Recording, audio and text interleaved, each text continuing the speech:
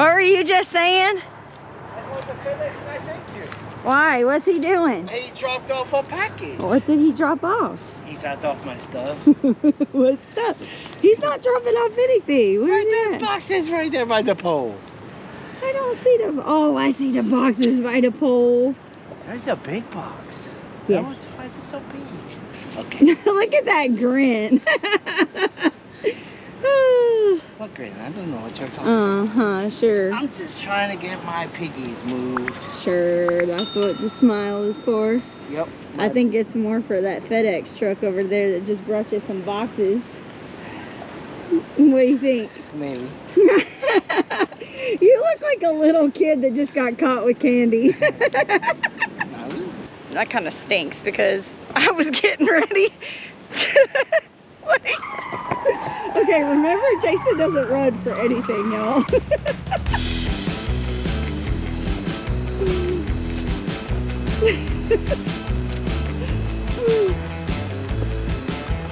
He even took the long way around to get to it.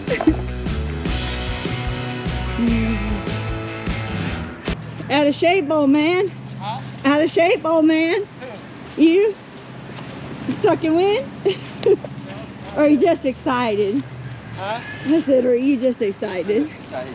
What's that? That's a jerky gun. The jerky gun. That's the stuffer. This is the stuffer, I Sausage think. stuffer. Doesn't say. Sausage stuffer. And I know what that big old box says. You're gonna need to get the. You're gonna need the. That's gonna be really heavy, honey. Maybe for a mere mortal. But not with this carnivore.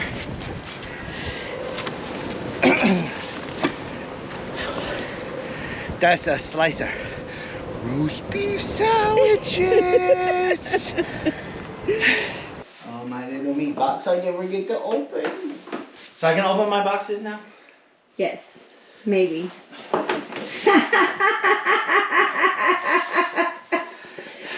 Which one you gonna start with? Start with the small one. Be like Christmas. Well, I got the hooks. You don't have to open those. These are the hooks that help, though. They're multi-purpose. I can use them to grab a hold of meat, but I can also use them to help me pull the membrane like away from the ribs and stuff. But not for hay bales. No, I don't recommend these for hay bales. So, dude, if you ever stumble across this video, the one that wrote that review on these hooks, they're not for, I don't know if anybody's told you yet or not, but they're not for hay bales. These are for meat. For meat. Because they're called meat hooks. They're called meat hooks. And then this one is more for you. This is the one that you wanted. But I'll probably end up eating the most of the stuff that we make with it. Me and Dessa. So typically when we make our jerky, we just use the muscle to make the jerky. Ooh. Ooh. Oh. You don't have to be that way. What is that? This is a jerky gun. So, it works just like a caulk gun. So you'll have no problem figuring out how to work that thing. Put your meat down in there, and then you have different tubes, different ones, different sizes. That's cool. Yep. Oh, so you can make like a stick. Yeah, you can make a stick with this one. No. Yes, go ahead. That's like a flat one. Like a flat stick. But that one is this like one is more like a Slim Jim. yeah. That's what I meant. Slim Jim. Snackitos. And if we're wrong, we're gonna find out in our book. Ooh, what's that brush? Now It's that's a cleaning pretty cool. brush. That's the cleaning brush. I really like that because I bet there's a lot of jerky guns that probably don't include that brush. Probably don't. Yeah. You know, if you just screw it off and then you can put your hand in like such. And you just screw it on in there and then you can... to make your jerky. Sound effects included. I mean, the sound effects are completely up to you. Meat does not give you the ability to make the sound effects. They don't have a sound effects machine that goes along with their Meet your maker. Meet your maker. Yeah. So the jerky. Look, I love it. What? Let's make some jerky. Let's make some jerky.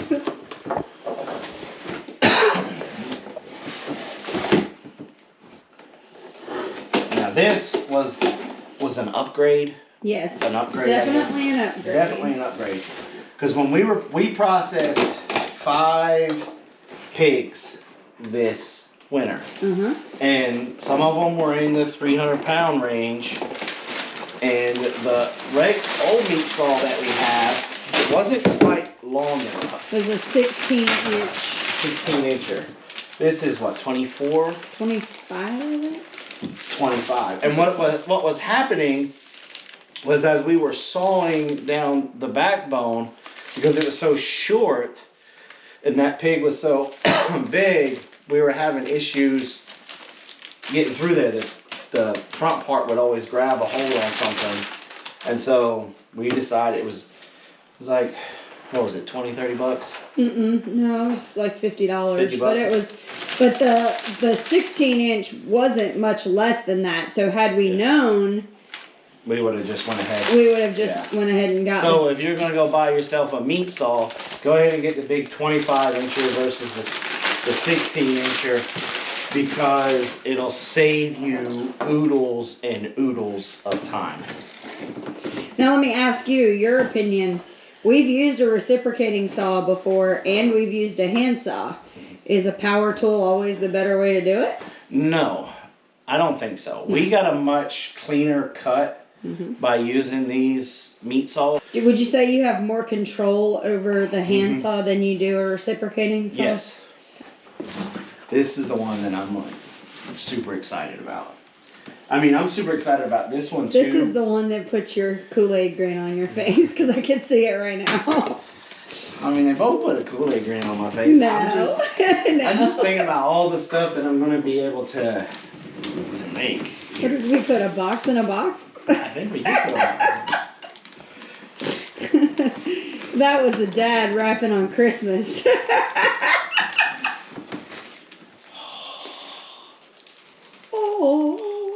Okay, we got to be careful. We have a very tiny Allen wrench. There's an Allen wrench. Now, this is the 5-pound sausage stuffer. They do have a bigger one. But like 15-pound or something. Like a 15-pound. But we opted to go to the smaller one here. Can you imagine what the bigger one looks like? That thing is massive. But what was your rationale behind the 5-pound versus the 15? Because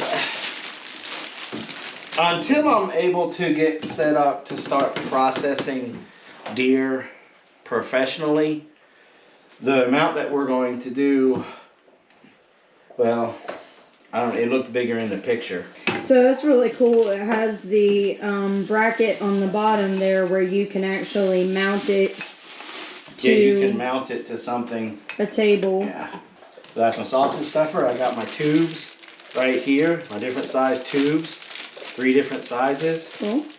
3 different, so that way we can make like Italian sausages, hot dogs, you know, beanie weenies. Somebody that's standing beside you wants to make Vienna sausages. So, I don't know who that could be. Hunting season. Now, the big one. Big Mama Jamma. Right here. Okay, I'm going to have to stand up for this one. This is another one of the tools that are really going to help us move towards self-reliance. Like, I like sandwiches. So, I love good deli meat. Problem is you can't find really good deli meat anymore. And if you do find some, you're paying through the nose for it. Well, not anymore. Not in my house. Not anymore. Yeah, hold it up.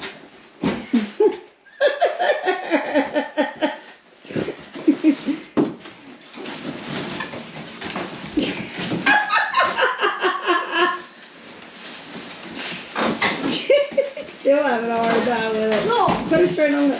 There you go. Short people gotta improvise.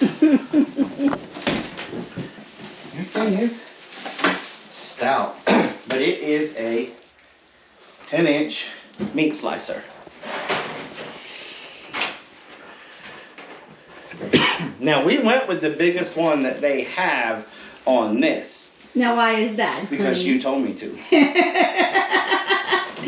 And why did I tell you to? Do you I don't remember.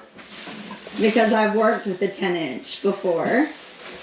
That's the kind of slicer that I worked with at Arby's.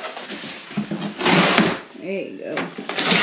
Slide that baby out. Now, be careful because you ain't got button.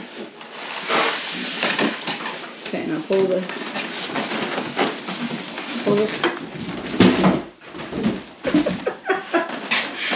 Oh. Now, the only difference between this one and one that I'm used to is this is a manual slicer. This doesn't rock on its own. That's why this handle is here. So you have to physically run your meat through.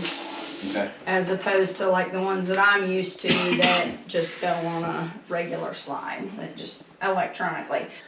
All right, so, you know, it's one thing to raise your own pork, raise your own beef, go hunting and harvest your deer, bear, elk, whatever it is that you're doing.